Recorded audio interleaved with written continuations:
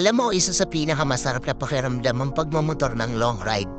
Yung tipong pagsakay mo pa lang ng motor, pagpaandar ang engine, may mararamdaman ka ng kakaibang saya. Dahil kapag nagmomotor ka sa mahabang biyahe, talagang nakakawala ng stress at ma-appreciate mo pa ang ganda ng mundo. Yung tipong habang nagmomotor ka, masasabi mo na nasa sarili mo na, wow, ang sarap palang mabuhay. Ang ganda pala ng mundo. Lalo na kapag ang patakbo mo yung chill lang, yung ine-enjoy mo lang talaga ang moment. Madami kasi tayo kanya-kanyang problema sa buhay. Pero kapag nagmomotor ka na, makakalimutan mong problema mo. Lalo na kapag maganda ang view, maganda ang kalsada, tapos hindi mo namamalayan, nagkakaroon ka na pala ng positive mindset dahil magaan ang pakiramdam mo eh. Kaya kapag stress ka na, kailangan mo lang din talaga minsan ng mahabang biyahe bilang isang pahinga. Ang weird no? Kasi nakakapagod magmotor pero ito yung pahinga ng gusto-gusto ng marami.